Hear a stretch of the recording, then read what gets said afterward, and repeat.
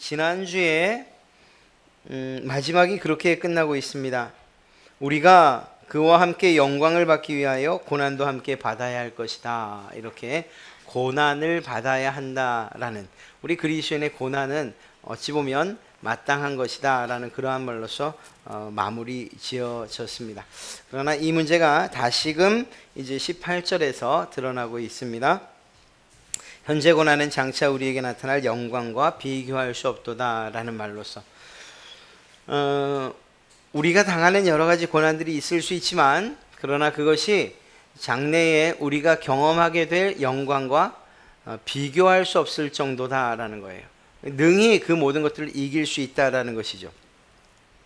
그리고 이렇게 이야기한 사도 바울은 그 뒤에 성령 하나님께서 우리를 도와 기도하시고 역사하시고, 그리고 그 성령 하나님께서 하나님의 구원의 계획을 우리 가운데서 이루실 것이라고 계속해서 이어져 이야기합니다. 그리고 31절로 들어가서 하나님의 사랑이 이러이러하다, 그 사랑이 우리를 지켜주시고 또 그 사랑이 우리를 모든 온갖 어려움 혹은 환난과 또 문제들로부터 우리를 지켜주실 것이다, 이렇게 확신 있게 이야기를 하고 있습니다.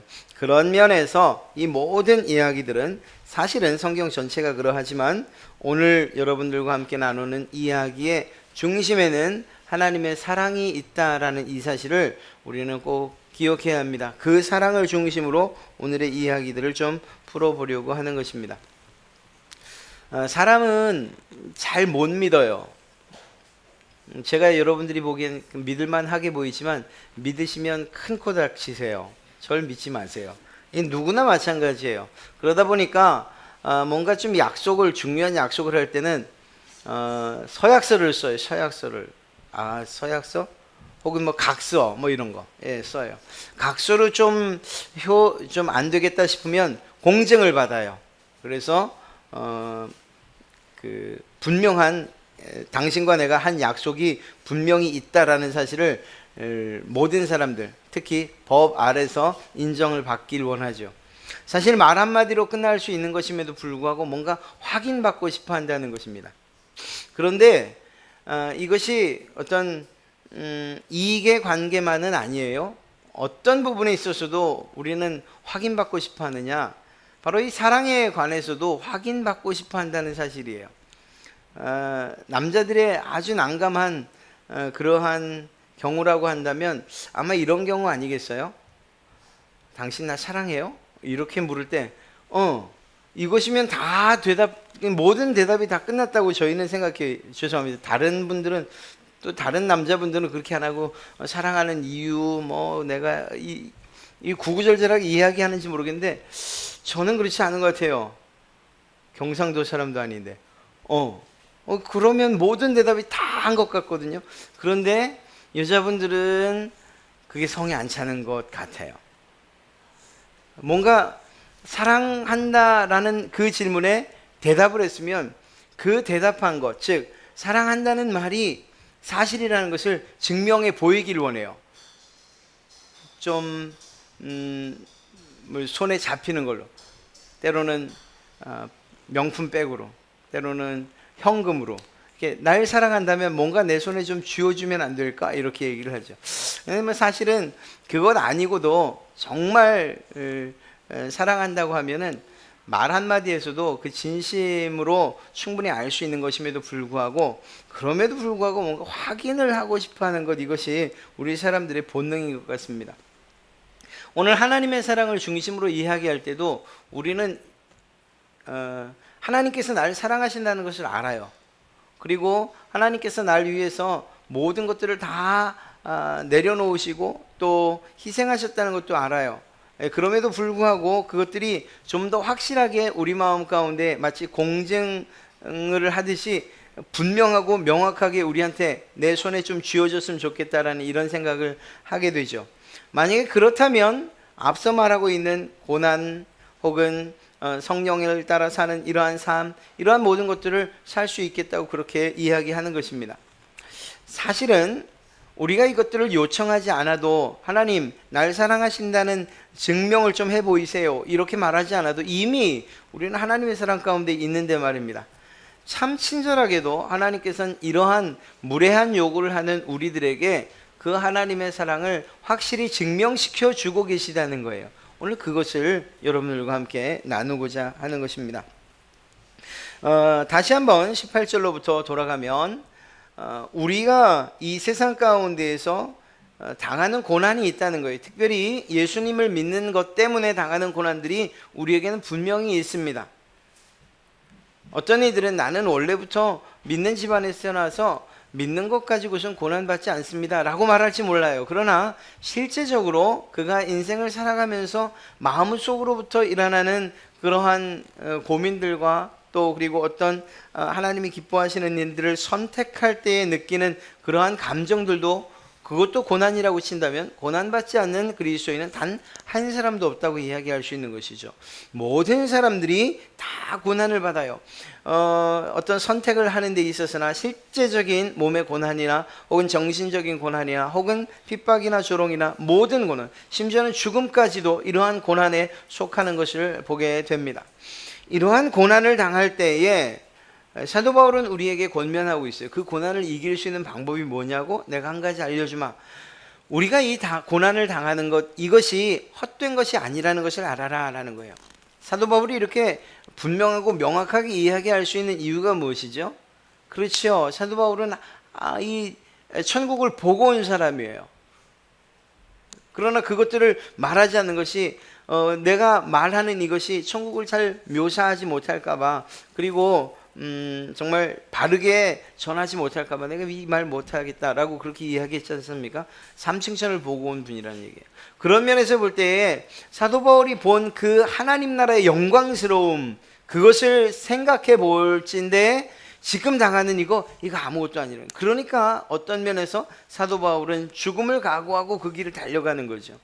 때로는 조롱받는 일, 때로는 손가락질 받는 일, 때로는 핍박받는 일, 이런 거 별로 중요하지 않다는 거예요. 왜?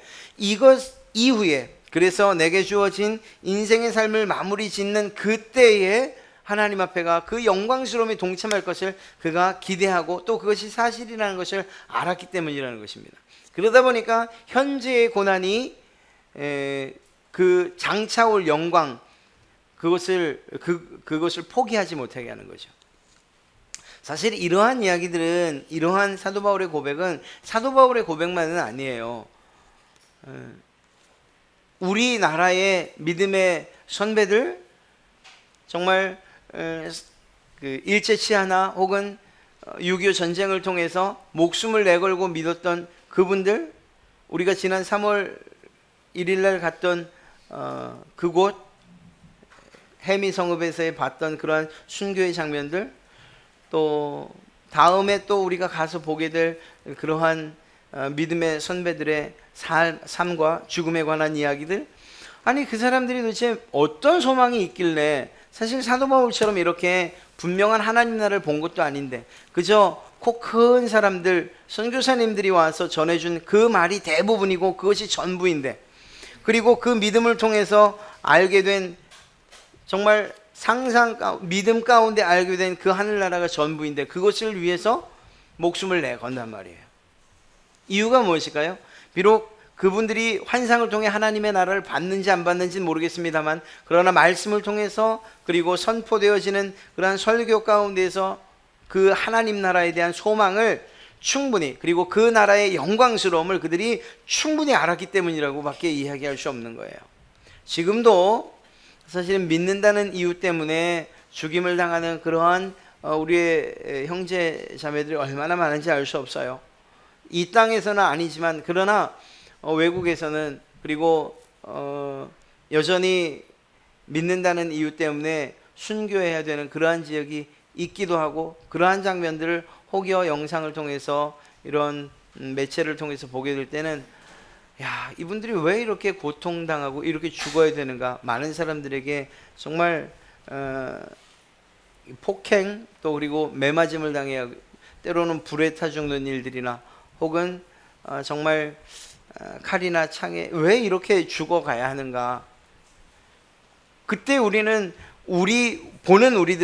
왜 저렇게 죽어가야 하는가, 이렇게 혹여 이야기할지 몰라도 정작 그 자리에 있는 그분들은 소망이 있는 거예요. 내가 이 고통을 견디고 나면, 이 고통 가운데에서 정말 죽는다면 내게 하나님이 주실 영광스러움이 있다는 것을 확실히 알기 때문에 그 자리에 있는 거죠.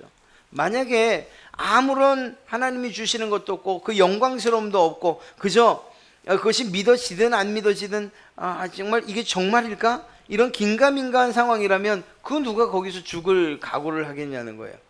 차라리 내가 안 믿겠습니다, 나 예수 안 믿어요, 이렇게 얘기하고 그리고 그 죽음의 위기 가운데서 벗어나려고 하지. 이것이 사람의 생각이죠. 그러나 그럼에도 불구하고 끝까지 그 죽음의 자리를 벗어나지 아니하고 주님께서 날 배반하지 않았으니 나도 주님 배반하지 않겠습니다라는 생각으로 죽는다. 여기에는 반드시 어떤 비밀스러움이 있다는 거예요. 그 비밀이 오늘 무엇이냐? 사도 바울은 우리가 장래에 장차 우리에게 나타날 영광스러움이라고 이야기하고 있는 것입니다. 사랑하는 성도 여러분, 우리에게 이 영광스러움이 실제로 있는가? 영광스러움에 대한, 이 영광에 대한, 우리가 이제 취하게 될 이 영광에 대한 그러한 기대와 소망이 우리에게 있는가? 이것을 우리는 한번 되새겨보고 또 질문해 봐야 돼요. 이것이 없다면 우리는 우리의 믿음이 다시금 새로이 정립되어져야 되고 새로이 시작되어져야 되는 거예요.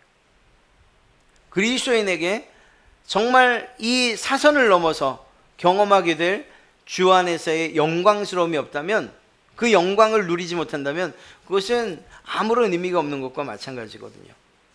사랑하는 성도 여러분, 이 세상 가운데 삶이 아무리 힘들어도 혹은 반대로 아무리 즐겁고 아무리 우리를 정말 우리가 원하는 모든 것들이 이루어진다고 하더라도, 먹는 것, 입는 것, 쓰는 것이 부족함 없이 산다고 해도, 그래서 여기가 천국이겠거니 하게끔 그렇게 느낄만 하다 할지라도 우리에게 있어서의 영광, 하나님 나라에서의 그 영광, 그것에 대한 기대가 사라져서는 결코 안 될 줄로 믿습니다. 그것이 우리가 살아가게 되는 원동력이고 우리가 가져야 하는 소망이기 때문에 그렇습니다. 사도 바울은 지금 그것을 이야기하고 있는 거예요. 그런데 이 영광, 하나님의 영광이 어떻게 나타나느냐? 그것은 피조물들을 통해서도 나타난다고 하고 있습니다. 오늘 말씀을 보면 20절에 피조물이 허무한데 굴복하는 것은 자기 뜻이 아니요 오직 굴복하게 하시는 이로 말미암음이라. 이 세상의 모든 피조물들을 이야기하는 거예요. 사실 멀리서 보면 얼마나 아름답고 또 정말 멋진 풍경인지 알 수 없어요. 그러나 그 안으로 들어가면 여전히 그 세계에도 힘이, 약육강식의 그러한 법칙이 그 안에 있고, 그래서 센 놈들이 작은 놈들을 잡아먹을 수밖에 없는, 그리고 그 안에서도 죽고 죽이는 일들이 여전히 있는 것을 알게 됩니다. 하나님이 처음 만드신 세상이 그랬냐는 거예요. 그렇지 않았잖아요. 하나님께서 이 세상을 처음 만드셨을 때의 그 세상, 그것이야말로 정말 사자가 풀을 먹는, 어떻게 그게 풀을 먹을 수 있는지 모르겠지만 하여튼 풀을 먹는다고 하니 풀을 먹죠. 예. 어린아이가 뱀의 굴에 그 독사의 굴에 손을 집어넣는다. 이건 말도 안 되는 이야기지 않습니까? 그러나 그것이 실제로 하나님께서 처음 만드셨을 그 당시의 세상의 모습이라는 거예요. 사람이 죄를 짓는 것 때문에 결국은 죄에 굴복하고, 하나님께서 자기들이 원하는 바가 아니고 하나님께서 굴복하게 하심으로 말미암아 이 땅은 가시와 엉겅퀴를 내게 되었고, 그리고 서로 잡아먹고 잡아먹히는 이러한 상태가 되고 말. 그나마 다행인 것은 짐승들은 재미삼아 레저로 이 다른 짐승들을 죽이지는 않죠. 살기 위해서, 먹고 살기 위해서 하는 것, 그것만으로만 생각해도 참 다행인 것 아닌가 싶습니다. 우리 인간에게는 그 죄성이 너무 심각해서 내 쾌락을 위해서, 내 욕심 때문에 정말 의미 없는 이러한 죽이는 일들을 더 많이 하는 거죠. 예, 적어도 짐승들에게 그것은 나타나지 않지만 그럼에도 불구하고 평화롭다, 그리고 정말 모든 것들이 서로에게 상호간에 만족스럽다, 이렇게는 이야기할 수 없는 상황이라는 것입니다. 이것이 언제 그러한 문제들, 정말 허무한데 굴복하는 이것이 언제 해결되어지느냐, 썩어짐의 종로를 사는 것이 언제 해결되어지느냐, 이것이 주님께서 이 땅에 다시 오시는 그날 해결되어질 것이라고 이야기하고 있는 것입니다. 이러한 소망을 가지고 우리가 살아가야 한다는 것입니다. 이런 가운데에서 그 소망이, 그리고 우리가 바라는 바가 끝까지 유지되려면 우리에게 무엇이 있어야 되는가? 25절 말씀을 보면 만일 우리가 보지 못하는 것을 바라면 참음으로 기다릴지니라. 보지 못하는 것, 영원한 천국을 소망하며 살아야 되는 우리들, 그 천국을 소망하며 또 그것을 바라며 산다면 우리에게 무엇이 있어야 되느냐? 첫째는 인내라고 이야기하고 있습니다만, 그러나 동시에 우리에게 믿음이 있어야 되는 거예요. 그래서 히브리서 11장 1절에서 말하고 있는 것처럼 우리에게 믿음이 필요한 이유를 그렇게 말하고 있는 것이죠. 우리에게 믿음이 없다면 천국 소망하는 일이 있을 수 없어요. 믿지 못하는데 어떻게 그것을 소망한단 말입니까? 우리에게 믿음이 있기에 무엇인가를 소망하는 거예요. 그리고 천국을 소망하는 것이고 그곳에서의 영광을 기대하고 있는 것이죠. 그런 면에서 우리에게 가장 중요한 것이 무엇이냐? 믿음이에요. 이러한 믿음이 우리에게 확고히 있다면 그때부터는 참기 시작해야 되는 거예요. 참아야 되는 거예요. 어려운 일도 참아야 되고 힘든 일도 참아야 되고 고난도 참아야 되는 거죠. 이것을 오늘 이야기하고 있는 것입니다. 이러한 참는 일들, 또 고난을 견디는 일들, 우리 혼자서 할 수 있느냐 물을 때 사실 그게 너무 어렵죠. 그래서 주님께서 우리에게 26절부터 성령님께서 너희를 도우실 것이라고 이야기하고 있는 것입니다. 사실 우리가 믿음을 가지고 그리고 모든 어려움과 고난 가운데서 견뎌내겠습니다, 참겠습니다 라고 말한다고 해서 그것들이 우리의 삶이 되어지고 실제적인 우리의 삶의 모습이 되어진다면 얼마나 좋겠습니까? 그러나 그렇지 않잖아요. 우리가 그렇게 다짐해도 그렇게 이루어지지 않는 일들이 너무 많습니다. 이러한 상황 가운데에서 우리를 도우시는 분을 주님께서 보내주셨는데 그분이 바로 성령님이시죠. 그분께서 우리의 연약함을 도우시는 분이시라고 말씀하고 있습니다. 26절 말씀을 보면 이와 같이 성령도 우리의 연약함을 도우시나니 라고 되어 있어요. 사랑하는 성도 여러분, 우리에게 믿음이 있고 그리고 천국을 소망하는 그러한 소망과 기대감이 있어요. 그러나 그것들이 유지해가기 어려운 세상 가운데서 이것들을 유지해가는 것 성령 하나님께서 도우신다는 거예요. 왜 연약합니까? 죄성 가운데 있는 이 죄된 몸을 가지고 세상을 살아가기 때문에 어려운 거예요. 오늘은 말씀을 들을 때에는 내가 그 천국을, 그 영광을 기대하면서 소망하면서 살아야지, 내가 믿음을 가지고 살아야지 다짐하죠. 그러나 우리가 세상 가운데 또 살다 보면 우리의 믿음과 우리의 소망이 약해지고 흔들려지는 것을 보게 돼요. 우리가 연약하기 때문이라는 거예요. 또한 우리가 연약할 뿐만 아니라 우리가 사는 세상이 우리를 그냥 내버려 두지 않기 때문이죠. 그 믿음이 도대체 무슨 소용이 있어? 눈에 보이지도 않는 소망, 보이지도 않는 천국, 그게 도대체 너에게 무슨 유익이 돼? 사방에서 우리를 향해 공격해 들어오는 이러한 여러 가지 생각들과 공격들이 우리를 그냥 내버려 두지 않는다는 거예요. 그래서 때로는 쓰러지기도 하고 넘어지기도 하는 거죠. 그러나 하나님께서 이러한 우리의 모습들을 불쌍히 여기시고 긍휼히 여기시고 우리를 도우신다는 거예요. 우리의 연약함을 아시는 그분께서 우리를 도우신다라고 이야기하고 계십니다. 성령님께서 여러분을 도우신다고 할 때에 우리의 믿음과 우리의 인내가 유지되어져 갈 수 있지 않겠습니까? 우리 혼자라면 힘들 것이지만 그러나 주님께서 우리와 동행하신다면 이 일들을 능히 해갈 줄로 믿습니다. 주님께서 말씀하셨잖아요. 세상 끝날까지 내가 너희와 항상 함께 있을 것이라고 말씀하셨잖아요. 그리고 이 약속에 대해서 성령 하나님으로 신실하게 이루어 주셨잖아요. 여러분 가운데 성령님이 계시고 그 성령님께서 때로는 죄 가운데서 넘어지려고, 때로는 굴복하려고, 때로는 그 소망이 흔들릴 때, 때로는 우리 안에 있는 믿음이 흔들릴 때 아니라고, 그것이 아니라고 우리 마음 가운데서 계신 그분께서 우리를 다 잡아주고 계시잖아요. 우리에게 그 영광을 다시 한번 바라보게 하시고 그것들을 소망하게 하시잖아요. 반드시 천국이 있다는 사실을 다시금 확신시켜 주시잖아요. 이러한 성령님의 도우심이 없다면 우리는 우리의 신앙과 우리의 믿음을 유지시켜 가기가 너무나도 어려울 것입니다. 또한 뿐만 아니라 우리의 간구가 너무나도 연약하다는 것, 그리고 부족하다는 것을 아시는 주님께서 우리 가운데 우리의 영혼과 우리의 육신에 필요한 모든 것들, 그 필요를 대신 간구해 주신다고 이렇게 이야기하셔요. 27절 말씀을 보면 마음을 살피시는 이가 성령의 생각을 아시나니 이는 성령이 하나님의 뜻대로 성도를 위하여 간구하심이라.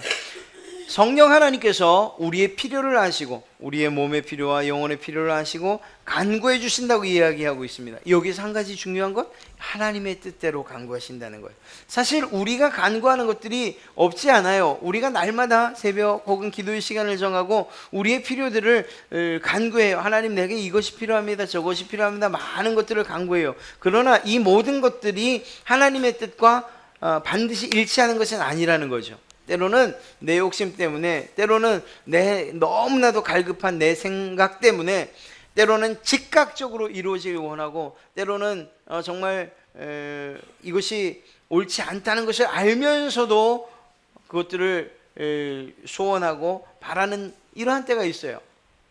그러나 이것이 그대로 하나님께 올라가는 것이 아니고 정말 필터링 돼서 주님께서, 성령 하나님께서 우리의 연약한 기도, 부족한 기도를 그대로 하나님께 올려드린 것이 아니고 그것들 가운데에서 걸을 것을 걸으시고, 그리고 또 하나님의 뜻대로 구할 것들을 구하시는, 그래서 우리의 기도를 더 완전하고 보강하고 강화시켜서 하나님 앞에 올려드리는 이 일을 성령 하나님께서 해주고 계시다는 거예요.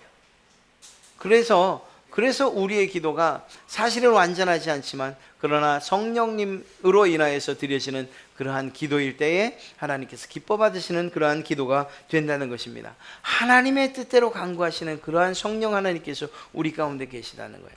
이러한 하나님의 뜻대로 구할 때에 이 세상 가운데서 천국을 소망하면서 사는 일들이 결코 어렵지 않은 것이고, 그리고 그 천국을 소망하며 참는 일들 또한 결코 어려운 일들이 아니라는 것이죠. 놀라운 것은 성령님께서 이렇게 우리를 위해서 친히 간구하시는 이 모든 일들을 통해 나타나는 그 결과가 무엇이냐? 합력하여 선을 이루게 하신다는 거예요. 각자의 소원이 이루어지는 것으로 끝나는 것이 아니고, 예를 들어 우리 교회 공동체 안에서 서로가 서로를 위해서 기도하고 또 각자의 기도를 드렸다 할지라도 성령 하나님께서 우리 가운데 역사하시면 결국은 모든 성도들이 합력하여, 그 모든 기도들이 합력하여 하나의 공동의 선을, 하나님께서 기뻐하시는 그 일들을 이루는 데에 사용되게 하실 것이라는 것이죠. 그렇습니다. 28절에 말씀하시는 것처럼 우리가 알거니와 하나님을 사랑하는 자 곧 그의 뜻대로 부르심을 입은 자들에게는 모든 것이 합력하여 선을 이루게 하시는 일, 누가 하시느냐? 성령 하나님께서 우리를 위하여 이루어 주신다고 하신 약속입니다. 그러니 교회 공동체 안에서 나타나는 모든 일들은 결국 하나님께서 기뻐하시는 선한 일들로 나타나야 된다는 이러한 결론에 이룰 수밖에 없는 거죠. 교회 안에서 혹은 가정 안에서 합력하여 선을 이루는 일들, 그것이 하나님의 기뻐하시는 일들이라는 것입니다. 사랑하는 성도 여러분, 이러한 이야기를 하면서 사도 바울은 한 가지 중요한 사건을, 중요한 어떤 교리적인 내용을 우리에게 이야기해 주고 있습니다. 29절에 미리 하신 자들이라는 이러한 이야기를 통해서 30절에 그것들을 좀 더 정확하고 분명하게 이야기하고 있습니다. 그것은 바로 우리의 구원에 관계된 이야기인데요, 미리 정하신 자를 부르시고 그리고 그들을 의롭다 하시고 영화롭게 하신다, 이렇게 네 가지의 단계를 통해서 이야기하고 있습니다. 구원의 서정은 이보다 좀 더 세분화되어 있지만, 그러나 오늘 이야기되어지는 것은 네 개예요. 하나님께서 선택하신다는 거죠. 구원받을 자를 선택하신다는 거예요. 특히 장로교는 이 예정에 대한 부분은 확실하게 우리가 믿고 있는 교리적인 내용이에요. 하나님께서 구원할 자를 예정하신다는 거죠. 그리고 예정 가운데 우리가 있다는 사실을 우리는 믿는 거예요. 하나님이 우리를 미리 선택하셨다는 것입니다. 이러한 선택하심이 없다면 우리에게는 구원은 정말 정말 그림의 떡인 거예요. 아무리 우리가 구원을 받고 싶다고 해도, 아무리 우리가 천국을 소망하며 산다고 해도, 그렇게 살 수 있을 것이라고 다짐을 해도 우리에게는 그 구원이 선물로 주어질 수 없다는 것입니다. 그런 면에서 우리는 전적으로 무능하고 전적으로 타락한 존재일 수밖에 없는 거예요. 그렇기 때문에 구원을 우리의 힘으로는 취득할 수 없는 거죠. 아무리 선한 일을 한다고 해도, 어떤 노력을 한다고 해도 우리가 그 구원을 우리의 힘으로는 이룰 수 없는 거예요. 전적으로 하나님의 선택하심과 우리를 향한 구원의 예정이 있을 때 그때 우리가 하나님의 은혜의 길로 나오게 될 줄로 믿습니다. 그리고 바로 여러분들이 그러한 하나님의 미리 정하신 자들이신 줄로 믿습니다. 하나님께서 이렇게 선택한 자들을 어떻게 하시느냐고요? 하나님께서 불러내셔요. 세상 가운데서 불러내셔요. 그래서 하나님의 영광 가운데 들어가게끔 우리를 준비시키신다는 것입니다. 사실은 그러한 무엇으로부터 불러내다라는 그러한 의미가 바로 이 교회의 진정한 의미인 거죠. 에클레시아가 바로 그러한 의미를 가지고 있습니다. 세상으로부터 불러냄을 받은 사람들의 무리, 그러한 사람들, 바로 저와 여러분이 교회인 거죠. 이렇게 죄 가운데에서, 죽음 가운데에서, 사망 가운데서 우리를 불러내시는 이러한 역사가 하나님의 은혜인 거예요. 그리고 이렇게 불러낸 사람들을 하나님께서 그냥 두시는 것이 아니고 우리가 의로워서가 아니라, 무엇을 해서가 아니라, 우리가 해놓은 결과들이 있어서가 아니라 우리의 의지와 우리의 상태와 우리의 모습과는 상관없이 우리를 의롭다고 해주시는데, 그것은 바로 예수 그리스도를 믿는 믿음으로 말미암아 주시는 은혜인 거죠. 우리가 예수 그리스도를 믿는 것으로 말미암아 우리를 의롭다고 인정해 주시겠다고 하신 거예요. 하나님께서 우리를 의롭다 해주신 것입니다. 의롭다 하신 것으로 끝나신 것이 아니라 이 세상을 살아가는 동안에 거룩하게 성화, 그리고 성화의 단계를 가게 하시는 거예요. 그래서 정말 이제는 생활 가운데서도 거룩함이 묻어나게 하시는 거죠. 예수님을 믿는다는 것, 단지 그 이름을 가지고 있는 것만이 아니라 성령님께서 우리 가운데 역사해서 거룩하게 살아가도록 그렇게 우리의 삶을 인도해 가신다는 거예요. 그러다가 최종적으로 영화의 단계, 우리가 이 세상을 마치고 나서 하나님 앞에 서는 날 하나님의 영광스러움, 사실 그 영광과는 똑같이 될 수 없지만 그러나 그 영광스러움에 참여하게 하셔서 영화로운 몸을 지니고 살게 하신다는 것, 이것이 하나님의 우리를 향한 구원의 계획이에요. 보십시오. 하나님이 우리를 택하시고 부르시고 그리고 우리들로 하여금 거룩하게 하시고 그리고 영화롭게 하시고, 이러한 일들이 우리 가운데 일어나고 있는 거죠. 이것이 시작되는 그 근본적인 이유가 무엇이냐는 거예요. 하나님께서 왜 여러분들을 택하시고 왜 여러분들을 부르시고 왜 여러분들을 의롭다 하시고 왜 여러분들을 영광스러움에 동참하게 하시냐는 거예요. 바로 그것이 무엇이냐? 바로 사랑이라는 거예요. 하나님이 우리를 사랑하시는 그 증거가 이렇게 나타나는 거예요. 우리가 하나님 나 사랑하긴 사랑하십니까? 사랑하신다는데 왜 이렇게 어려움 가운데, 왜 이렇게 힘든 가운데 두십니까? 내가 도대체 뭘 그렇게 잘못해서라고 우리는 이야기할 수 있을지 모르지만, 그러나 하나님의 사랑은 고난 가운데서도 나타날 뿐만 아니라 하나님의 우리를 향한 계획 가운데 이미 그 사랑이 이 밑바탕에 깔려 있다는 것을 우리는 오늘 말씀을 통해 알게 되는 거죠. 하나님이 우리를 사랑하지 않는다면, 여러분을 사랑하지 않는다면 여러분을 택하실 이유도 없고, 여러분을 사랑하지 않는다면 불러내실 이유도 없는 것이고, 하나님이 여러분을 사랑하지 않는다면 여러분을 의롭다고 해주실 이유는 더더욱이 없는 것이고, 하나님이 여러분을 사랑하지 않는다면 그 영광스러움의 자리 천국에 여러분들을 초대하실 이유 없다는 것입니다. 그것이 우리를 향한 하나님의 사랑, 그것이 이렇게 나타나고 있는 거예요. 그런데 그럼에도 불구하고 우리는 하나님, 그거는 성경이 말하는 교리적인 내용이고 그냥 문자적인 내용이고, 난 정말 하나님의 사랑을 내 삶 가운데서 좀 알고 싶어요. 하나님이 날 사랑하신다는 사실을 좀 증명해 주세요. 우리가 이렇게 요구하고 있다는 거죠. 이미 우리 가운데 다 하나님의 사랑이 나타났음에도 불구하고 말입니다. 그러한 사실에 대해서 31절부터 하나님의 사랑을 다시 한번 짚어주고 있는 사도 바울을 보게 됩니다. 사랑을 증명해 달라는 것, 사실 이미 말씀드린 것처럼 구원의 계획 가운데에 다 그 하나님의 사랑이 나타나 있음에도 불구하고 오늘 31절부터 사도 바울은 이야기하고 있습니다. 무엇이라고 이야기하고 있는가? 아무도 여러분들을 대적할 수 없습니다. 아무도 여러분들을 정죄하거나 고발할 수 없습니다. 아무도 여러분들을 하나님의 사랑에서 끊을 수 없습니다. 이렇게 아주 확증적으로 이야기하고 있습니다. 바로 이것이 하나님께서 우리를 사랑하시는 그 증거들이라는 거예요. 사실 이 세상을 살아가면서 우리가 싸워야 할 것들이 얼마나 많은지 알 수 없어요. 세상에 여러 가지 살아가는 일들 때문에도 다퉈야 하고, 때로는 대적해야 되고 싸워야 하고, 때로는 그것에 넘어지기도 하고 굴복하기도 하고 말입니다. 그러나 오늘 주님께서는 분명하게 이야기하고 있습니다. 삶 가운데에서 나타나는 여러 가지 어려운 역경이나 비극, 이러한 모든 것들이 여러분들의 소망이나 여러분들의 천국을 향한 그러한 희망을 부술 수 없다고 이야기하고 있어요. 그리고 그것들이 여러분들을 대적하여 싸워서 이길 수 없다고 분명하게 이야기해 주고 있는 것입니다. 오늘 이렇게 말씀하고 계시죠.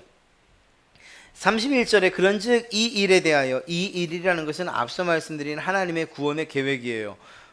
미리 정하시고 부르시고 의롭다 하시고 영화롭게 하신다는 이러한 하나님의 계획하심과 그 일, 이것에 대해서 우리가 무슨 말을, 사실 할 말이 없다. 왜냐하면 이것이 하나님의 사랑이기 때문에. 만일 하나님이 우리를 위하시면 누가 우리를 대적? 하나님께서 이것이 하나님이 안 하신다는 얘기가 아니에요. 이 만일이라는 것이 더 정확한 표현을 하면 하나님께서 여러분들을 위해서 대신 싸워주십니다. 하나님께서 여러분들을 위하십니다 라는 사실을 더 확실하게 나타내는 그러한 의미예요. 왜냐하면이라는 그러한 말로 해석되면 더 정확하게 해석되어질 것입니다. 하나님이 여러분을 위하시면 누가 우리를 대적하겠냐는 거예요. 하나님이 여러분의 편이고 하나님이 여러분을 위해서 대신 싸워주신다고 하면 누가 여러분들과 싸워 이길 수 있겠냐는 거예요. 그럴 수 있는 존재가 이 세상 가운데 없다라는 것입니다. 그러면 내가 너를 사랑한다는 것 믿을 수 있지 않겠느냐? 세상을 살아가면서 보호해 주시겠다는 거예요. 지켜주시겠다는 거예요. 대신 싸워주시겠다는 거예요. 이쯤이면 내가 널 사랑한다는 것 믿어줄 수 없겠니? 이렇게 말씀하시는 거죠. 사랑하는 성도 여러분, 믿고도 남지요. 하나님이 여러분을 위해서 대신 싸우신다는 말입니다. 이 사실이 우리 마음 가운데 있을 때 우리가 세상을 살아가면서 당하는 여러 가지 어려움들이나 고난들이나 혹은 사도 바울이 이야기한 이 현재의 고난들 능히 이길 수 있는 힘이 되는 줄로 믿습니다. 왜? 주님께서 여러분들을 위해서 대신 싸워주시겠다고 이렇게 약속해 주셨으니 말입니다. 또 이야기하죠. 누가 능히 우리를 고발하겠느냐고 이야기하고 계십니다. 23절, 누가 능히 하나님께서 택하신 자들을 고발하리요 의롭다 하시는 이는 하나님이시니. 여러분, 정죄할 이유도 없다고 얘기합니다. 34절에 누가 정죄하리요 죽으실 뿐 아니라 다시 살아나신 이는 그리스도 예수시니. 여러분, 재판정에 들어설 때에 사실 죄를 지은 사람은 그 죄에 대한 그 죄의 언도, 죄의 선언이 있을 것에 대해 그것 때문에 두려워하는 거죠. 그 죄의 선언이 있고 그 죄에 대한 대가를 치러야 한다는 사실 때문에 그것 때문에 두려워하는 거예요. 그러나 우리가 사실은 우리도 그러한 존재였던 거죠.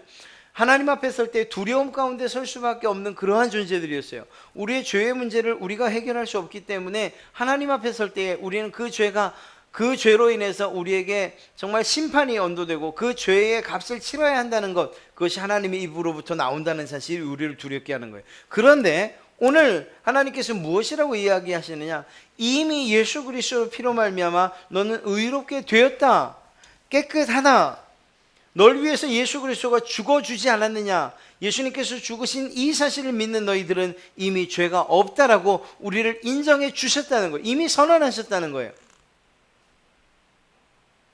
우리가 설령 피고인석에 사탄으로 인하여서 사탄이 우리를 피고인으로 불러서 우리를 정말 하나님의 법정에 불러들인다 해도 우리는 결코 두려움 없이 그 자리에 나갈 수 있는 거예요. 왜?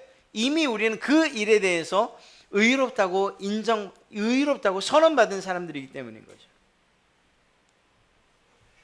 사실 우리가 이렇게 재판받는 일이 몇 번 있었다면 이게 뭔 말인지 좀 더 명확하게 이해할 수 있었을지 몰라요. 그러나 그 일을 위해서 죄를 짓는 일들은 하지 않으시고요. 괜히 또 법에 불려가서 목사님 저 재판 받아봤는데요, 이런 얘기 안 하셔도 돼요. 그냥 오늘 말씀으로만 충분히 이해하실 수 있을 거예요.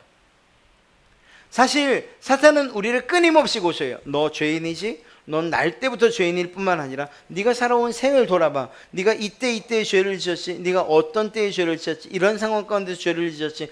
이러한 죄가 있는데 어떻게 네가 의인이야. 끊임없이 우리를 고소해요. 끊임없이 우리를 정죄해요. 끊임없이 우리를 피고인의 자리에 앉히려고 해요. 그러나 놀라운 것은 우리가 그 자리에 골백 번을 앉아 수백 번을 앉는다 할지라도 하나님의 선언은 동일하다는 거예요. 넌 죄가 없어. 이 자리에 왜 앉았지? 라고 이야기하실 것이라는 거죠. 그리고 사탄을 향해 말씀하실 거예요. 저 사람을 왜 불러왔느냐? 내가 죄 없다고 했는데, 내가 이미 선언을 했는데, 죄 없다 선언을 했는데 왜 자꾸 피고인의 자리에 앉히는 거야? 라고 이야기하실 것이라는 거예요. 이러한 일들이 우리에게 이루어졌다면 이것이 하나님의 사랑이 아니고 무엇이냐는 거예요. 때로는 우리를 정죄하거나 우리를 고발하거나 또 우리를 힘들게 하는 여러 가지 일들이 있을 수 있어요. 오늘 사도 바울은 그 어려움들에 대해서 이렇게 이야기하고 있습니다. 환난을 이야기하고 있어요. 35절부터 35절 그 사이에서 이야기하고 있는 내용들이 바로 그것이에요. 모든 종류의 고통이나 손실을 의미하는 환난, 내면적으로 또 혹은 외면적으로 당하는 여러 가지 곤경과 불안과 걱정들, 곤고, 그리고 부당한 폭력으로 당하는 그러한 핍박, 굶주림과 가난, 기근, 헐벗음과 수치스러움을 의미하는 그러한 적신, 사람과 자연으로부터 당하는 예기치 못한 피해, 이러한 위협, 사람들의 무력과 그리고 그러한 이기심 때문에 당하는 그러한 칼, 이러한 모든 것들이 우리를 위협할 수 있습니다. 그러나 이것들을 능히 이길 수 있는 이유가 무엇이냐? 하나님께서 이미 우리 편이 되어주셨고, 그리고 하나님께서 우리를 위하여 간구하시고, 하나님께서 우리를 위하여서 이미 예수 그리스도께서 죽어주셨기 때문인 것이에요. 하나님의 사랑이 이미 우리 가운데 나타났기 때문에 이 모든 것들이 설령 우리 가운데에 우리를 힘들게 한다 할지라도 이것이 하나님의 사랑으로부터 우리를 끊어낼 수 없다는 것입니다. 하나님께서 이미 우리를 의롭다고 죄 없다고 하신 이 선언을 무효화시킬 수 없다는 것이에요. 그러니 이것이 하나님의 사랑이 아니고 무엇이겠냐는 것이죠. 또 이야기합니다. 마지막 말씀을 보면 하나님의 사랑에서 끊을 수 없다. 예수 그리스도 안에 있는 그 하나님의 사랑 안에서 끊을 수 없다. 누구를? 바로 여러분들을. 하나님께서 여러분들을 어떻게 사랑하셨습니까? 예수 그리스도를 십자가에 못 박으시는 것을 통해서 여러분을 사랑하셨고, 내가 그것을 너희에게 확증시켜주마. 내가 너희를 사랑한다는 사실 내가 확증시켜주마. 내가 내 가장 사랑하는 아들을 십자가에 못 박지 않았냐? 누구 때문에? 바로 너 때문에. 이렇게 이야기하고 계시는 거죠. 이러한 사랑에 대한 확증, 그러한 확증은 결국 사망이나 생명이나 천사나 권세자들이나 현재일이나 장래일이나 능력이나 혹은 높음이나 깊음이나 어떤 피조물들도 그 하나님의 사랑에서 여러분을 끊어낼 수 없다는 거예요. 심지어 죽음도 말이에요. 아까 말씀드렸던 그들이 왜 그렇게 고난 가운데, 심지어는 그 고통 가운데 죽음을 선택하냐고요? 이 사실을 알기 때문인 거죠. 사랑하는 성도 여러분, 하나님의 사랑의 그 사랑이 그렇게 약한 사랑이 아니에요. 약하면 우리 편이 약한 거지, 하나님의 사랑은 끊임없고 그리고 강력해요. 여러분들을 지옥 그곳으로부터 끄집어낼 만큼 그렇게 강력한 그 사랑이 바로 하나님의 사랑인 거예요. 그 사랑이 어떻게 나타났냐고요? 예수 그리스도 자기의 독생자를 죽이시기까지 하며 나타난 사랑이에요. 한번 생각해 보세요. 내가 내 가장 사랑하는 것을 내어놓으면서 누군가를 사랑하는 일이 우리에게 있을 수 있느냐? 사실은 우리에게는 있을 수 없어요. 굳이 이야기한다면 자녀를 위한 그런 희생? 그 정도가 우리가 할 수 있는 가장 큰 일일 거예요. 사랑하는 사람을 위한 희생. 그러나 이것과 상관없이 하나님의 사랑은 우리가 연약할 때에, 우리가 죄인일 때에, 우리가 적극적으로 하나님을 대적하고 하나님의 원수가 되었을 때에도 우리를 위해서 십자가 예수 그리스도를 내어주셨다는 거예요. 그렇게 우리를 사랑하셨다는 것이죠. 하나님의 사랑이 우리에게 이렇게 나타났을진데 그 하나님의 사랑이 어디 있냐고, 하나님이 날 사랑하시기는 하는 거냐고 우리가 이렇게 말할 수 없다는 거죠. 하나님은 그 사랑을 확실하게 우리에게 증명시켜 주셨어요. 여러분들이 나 하나님의 사랑 증명받고 싶어요. 하나님이 날 사랑하신다는 사실을 나는 분명하게 알고 싶어요. 오늘 다 이야기하고 계셨어요.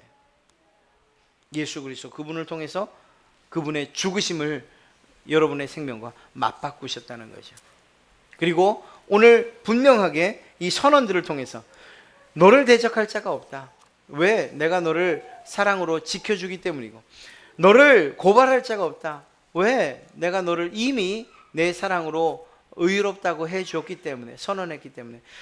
그 누구도 너를 정죄할 수 없다.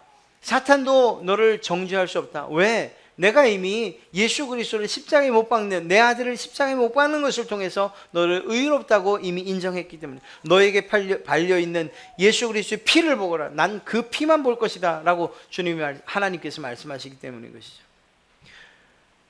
누가 우리를 하나님의 사랑에서 끊을 수 있겠느냐? 끊을 수 있는 것이 아무것도 없다는 거예요. 심지어 우리도 하나님 그 사랑에서 나 하나님의 사랑 거부하겠습니다 해서 거부할 수 있는 것이 아니라는 거예요. 강권적인 사랑이고 그리고 강력한 사랑이기 때문에 그 사랑으로부터 우리를, 하나님의 사랑으로부터 우리를 끊어낼 수 있는 그러한 존재, 그러한 일들은 결코 없다는 것입니다.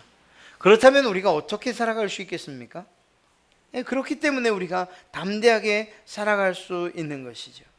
그렇기 때문에 우리가 이러한 모든 어려움들이나 고난을 이기면서 살아갈 수 있는 것인 줄로 믿습니다. 우리가 세상을 담대하게 살아가는, 앞서 우리가 18절로부터 봤던 현재의 고난, 능히 그것들을 이겨낼 수 있는 이유가 무엇이냐? 하나님의 사랑이 있기 때문이라는 거예요. 비록 지금 상황이 어렵고 힘들고 정말 눈물이 퐁퐁퐁퐁 쏟아지는 그러한 상황이 우리 가운데 있고, 또 그런 어려운 길을 우리가 설령 걸어간다 할지라도, 그럼에도 불구하고 여전히 하나님의 사랑을 의심할 수 없는 이유는 하나님께서 베풀어 주신 그 일들이 우리에게 이렇게 명확히 있기 때문이라는 것이죠.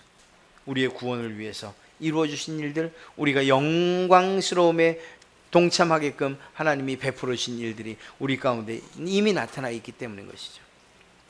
사랑하는 성도 여러분, 하나님께서 여러분을 사랑하신다는 그 사실 이제는 더 이상 의심하지 마시고, 오히려 그 사실을 더 확신하며, 하나님 나 같은 것을 사랑해 주셔서 정말 감사합니다. 내가 이 은혜를 어떻게 갚을 수 있겠습니까? 그 사랑을 어떻게 보답하겠습니까? 이러한 마음으로 우리가 살아간다면 그것이 우리에게 또한 하나님을 기쁘시게 하는 일들일 뿐만 아니라 우리의 신앙에 유익이 되고 우리가 참된 행복을 누리는 그러한 길이 될 줄로 믿습니다. 하나님이 여러분을 충분히 그리고 강력하게 사랑하시는 줄로 믿습니다.